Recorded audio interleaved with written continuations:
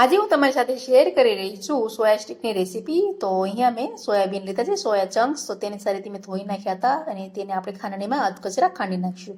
પછી આપણે એમને મિક્સીમાં ગ્રાઇન્ડ કરવાની છે। તો સોયા સ્ટીકમાં નાખવાના મસાલા આપણે જોઈ લઈશું। તો તેમાં મેં 1 ચમચી વરિયાળી, અડધી ચમચી જેટલો મેં અહીંયા જીરું લીધું, સોરી આખું, અડધી ચમચી મેં ધાણા લીધા છે, 1 ચમચી જેટલો મેં અહીંયા તલ લીધા છે અને તેમાં 2 થી 3 નંગ જેટલા આપણે એમાં મરી લઈશું, આખા મરી। તો તેને સારી રીતે આપણે રોસ્ટ કરી નાખીશું। રોસ્ટ કરવાથી એકદમ સરસ મસાલાની ફ્લેવર પણ આવશે અને ટેસ્ટી પણ એકદમ સોયા સ્ટીક લાગશે। ઉપરથી મેં થોડી કસૂરી મેથી 1 ચમચી જેટલી એડ કરી છે, તેને પણ સારી રીતે આપણે મિક્સ કરી અને તેને આપણે એક પ્લેટમાં ટ્રાન્સફર કરીને આપણે સોયાબીન આપણે પહેલાં તો મિક્સીમાં ગ્રાઇન્ડ કરી નાખવાના છે અને મસાલો પણ તેમાં જે આપણે રોસ્ટ કરીને રાખ્યા છે તેને પણ એમાં નાખી દઈશું। સાથે મસાલા પણ એમાં સારી રીતે ગ્રાઇન્ડ થઈ જશે અને તેની સારી રીતે આપણે ગ્રાઇન્ડ થઈ ગયેલા મસાલાની ચાળણીથી ચાળી લઈશું। તો હવે તેમાં એડ કરવા માટે આપણે લોટ લઈશું। તો તેમાં મેં અહીંયા સૂજી લીધી છે, સૂજીને મેં મિક્સીમાં એકવાર ફેરવી લીધી હતી।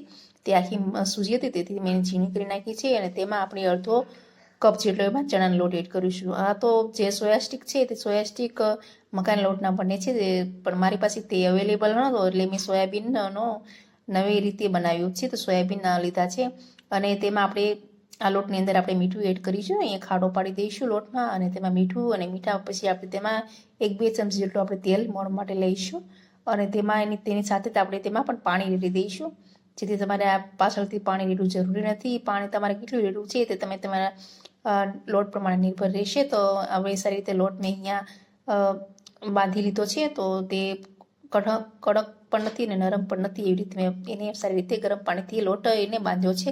તો તેને આપણે 15-20 મિનિટ ઢાંકીને મૂકી દઈશું। તો લોટ આપણો તૈયાર થઈ ગયો છે, સેટ થઈ ગયો છે। તો તેને સારી રીતે મિક્સ કરીશું। તો મેં અહીંયા સંચો લીધો છે, જે આપણી ચકરી પાડી છે તે સંચો લીધો છે। તો સંચાની અંદર આપણે આ લોટ નાખીશું અને પછી આપણે તેની સારી રીતે સોયા સ્ટીક આપણે બજારમાં મળે છે એ રીતે ના બનાવીશું। તો આ સંચામાં અને જે બજારના મળતા સોયા સ્ટીકમાં ઘણો બધો ફેર હોય છે, કેમ કે આપણો આ ઘરનો ચકરીનો સંચો છે। તો તમારે ખાસ ધ્યાન રાખવાનું, જો તમારી પાસે એવા સોયા સ્ટીકનો સંચો જે આપણે આવે ને પ્લેટ હોય તો પણ ચાલશે। મારી પાસે નહોતું, જે હતું ત્યાંથી મેં અહીંયા કર્યું છે। તો મેં અહીંયા ચકરીના પ્લેટ લીધી છે। તો અહીંયા એક પછી એક આપણે સોયા સ્ટીક પાડતા જઈશું ને ચક્કુની મદદથી કાપતા રહીશું અને ફ્લેમ આપણે એને લો રાખીશું, લો ટુ મીડિયમ, અને સારી રીતે તેને ફ્રાય કરી નાખીશું। તો તમે જોઈ શકો છો ફ્રેન્ડ્સ, એકદમ ખાવામાં ટેસ્ટી લાગે છે અને તમે તમારા બાળકોને પણ ઘરે બનાવીને ખાઈ શકો છો। તો તમારે બહાર લેવા જવાની જરૂર નથી। તો તમે જોઈ શકો છો સરસ એવું આપણે તેને ધીમા તાપે તળવા દેવાનો છે। જે આપણો સોયા સ્ટીક ઉપર આવી જાય એટલે સમજી લેવાનું તેને આપણે પલટી નાખીશું, તો થોડાક અધકચરા તળાઈ જશે। તો તમારે ખાસ ધ્યાન રાખવાનું છે કે સોયા સ્ટીક વધારે પડતું નથી તળવાના। જો તમે વધારે પડતું તળશો તો મારી જેમ થશે, કેમ કે મારે પણ બહુ કડક થઈ ગયા હતા। શરૂઆતમાં એકદમ સરસ એવા સોયા સ્ટીક લાગ્યા હતા, પછી જેમ પડે છે એમ વધારે પડતા કડક થઈ જાય છે।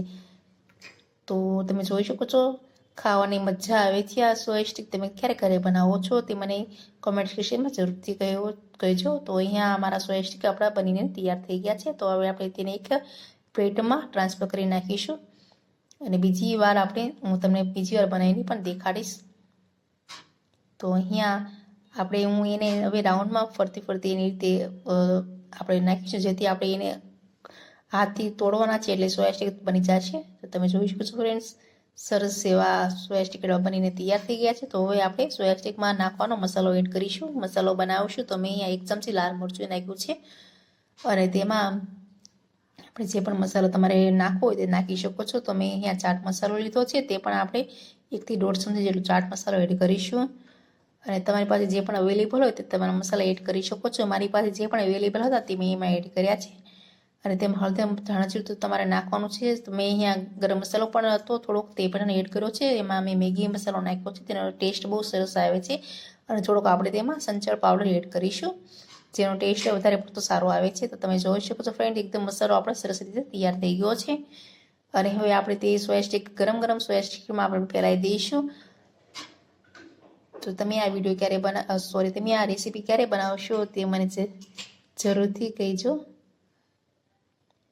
એકદમ સરસ અને ખાવામાં પણ મજેદાર એવા સોયા સ્ટીક આપણે ઘરે બનાવી શકો છો અને ખાઈ પણ શકો છો, તમે બાળકોને ખવડાવી પણ શકો છો। તમને અમારી રેસીપી કેવી લાગી છે તે મને લાઈક અને સબસ્ક્રાઈબ કરવાનું ભૂલતા નહીં, એની કોમેન્ટ સેક્શનમાં કહેવાનું પણ ભૂલતા નહીં। અને એકદમ ટેસ્ટી આ સોયા સ્ટિક તમને જોતા જ ખબર પડી ગઈ જશે, હાથમાં લેતા તૂટી જાય છે એવા સોયા સ્ટિક ક્રન્ચી મરચી તૈયાર થઈ ગયા છે. અને આવજો, બાય ફ્રેન્ડ્સ.